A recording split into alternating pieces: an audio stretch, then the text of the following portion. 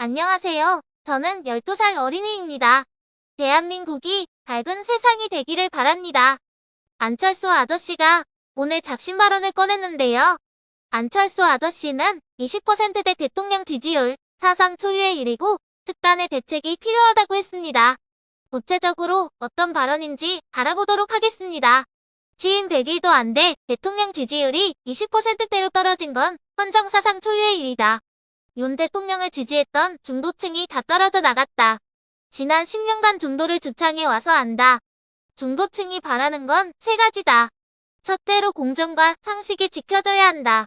말만이 아니라 행동으로 증명돼야 한다.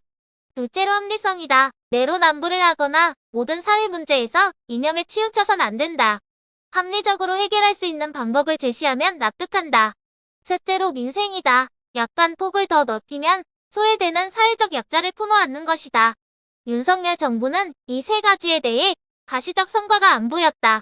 선거 땐 말로 하면 듣지만 집권하고 나선 행동을 봐야 믿는다. 예를 들어 윤 대통령은 지난 8.15 광복절 경축사에서 자유에 대해 얘기했다. 그렇다면 기업과 개인에게 자유를 주기 위해 규제를 합리적으로 해결해야 한다. 그게 안 보이면 지지가 안 돌아온다. 인사권자는 대통령이다. 본인이 판단해서 인사하고 그 결과에 대해선 본인이 전적으로 책임지는 거다. 제가 인사를 추천했는데 안 받겠다고 하면 존중해야 한다. 그 결과에 대해선 결국 대통령이 책임져야 한다. 권한의 크기와 책임의 크기는 같다. 대통령의 판단을 존중했고 더 좋은 결과가 나왔으면 좋겠다고 바랐다. 그러나 아직까진 지지율이 이렇게 답보 상태여서 굉장히 안타깝다. 이 상황을 어떻게 타개할지 고민하고 있겠지만 정말 특단의 대책이 필요하다. 취임 100일도 안 돼 대통령 지지율이 20%대로 떨어진 건 헌정 사상 초유의 일이라고 본다. 저는 그림을 그렸다. 실행은 정부가 한다. 예를 들어 코로나19와 관련해 100일 대응 방안 등을 8월 말까지 계획을 촘촘하게 다 해놨었다. 여러 다른 것들도 계획들이 있었는데 여러 이유로 100일 내 실행되지 못한 것 같다. 장관 인선이 안 되면서 다른 논란들을 해결하느라 용산 대통령실 공사가 덜 되는 등 여러 가지가 겹쳤다. 아직 당권 도전 의사를 밝힌 사람은 아무도 없다. 불확실성이 많기 때문이다. 이제 막 비상대책위원회가 출범했고 과제들이 산적해 있다. 비대위 기간은 언제까지 할 것인지 혁신위원회와의 관계를 어떻게 설정할지 등도 모호하고 이준석 전 대표와 관련해선 가처분 신청이 어떻게 결론이 날지 또 경찰 수사 결과가 어떻게 될지도 지켜봐야 한다. 이러한 여러 문제가 다 정리되면 그때 입장을 밝히는 게 맞다고 본다. 아까 얘기했듯 국민의힘을 진정한 중도보수 정당으로 만들 사람은 저밖에 없다. 중도층이 바라는 세 가지를 얘기했다. 거기에 필요한 게 각 분야에 대한 현장 전문성이다. 남들은 자기가 아는 것만 볼 수 있다. 말씀드렸다시피 제겐 여러 분야의 경력이 있다. 아울러 그런 배경 속에서 제가 가장 오래 했던 일이 조직관리라고 볼 수 있다. 특히 제가 당대표를 여러 번 했다.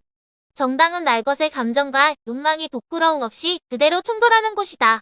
여기서 당대표는 어떻게 해야 할까?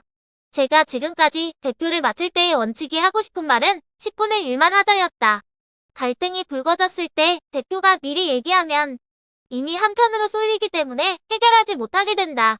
당대표가 할 일은 갈등이 생겼을 때 재빨리 중재하고 그 에너지를 가지고 다른 외부의 적, 다른 정당과 싸우는 데 집중하는 거다. 안 그러면 내부 투쟁만 생기는 거다.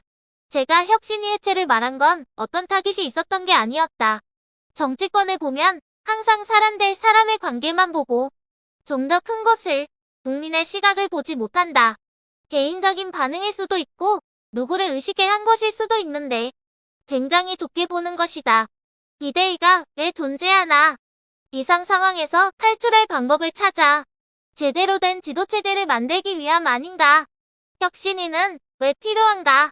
기존 최고위의 문제점을 타개할 방법을 찾기 위해서가 아닌가? 이렇게 보면 목적이 거의 비슷하다. 둘이 합쳐지든지 비대위가 혁신위의 일부를 흡수하든지 해서 비대위가 일을 해나가야 한다. 제일 오래 하는 건 비대위가 이렇게 하겠다고 얘기했는데 혁신위가 반대하는 상황이다. 이렇게 내분이 일어나면 비대위가 망가진다. 오히려 극비상 상황이 올 수 있다. 충분히 그럴 가능성이 있다. 전 정치권에 몸담은 지 10년밖에 안 됐지만 경험이 많다. 미리 사전에 예상돼 리스크를 최소화하기 위해 제안을 한 것이지. 제가 분란을 일으킬 이유가 뭐가 있나? 이준석 전 대표 관련 당내 갈등이 첨예하다. 이 전 대표와는 견원지간으로 여겨지는데 견원지간이 아니다. 개와 원숭이는 싸우지만 저는 싸우지 않는다. 저는 솔직히 무슨 말을 하는지 관심이 없다. 사람이 가진 에너지에는 한계가 있다. 제가 정치를 하는 목적인 민생, 미래 희망이 있는 나라를 만드는 생각만 하기에도 에너지가 부족하다. 한 사람을 위해 당원까지 바꾸려고 하는 무리수를 두고 있다. 우리나라에서 제일 중요한 게 법 앞에서 만인이 평등한 것 아닌가. 잘못한 것에 대해선 지휘구화를 막론하고 책임지는 자세를 보여야 한다. 사법적인 문제 등이 해결되지도 않은 상황에서 어떻게든 숨기 위해 국회의원에 출마하고 당대표에 출마하는 건 옳지 않다고 생각한다. 오히려 본인이 만약 결백하다고 생각한다면 깨끗하게 다 털어내고 다음에 정치적 행보를 보이는 게 국민을 위한 도리다. 라는 의견을 보여주었습니다. 여러분들의 생각은 어떠하신가요? 댓글로 남겨주시기 바랍니다. 오늘도 시청해주셔서 감사합니다. 밝은 세상이었습니다.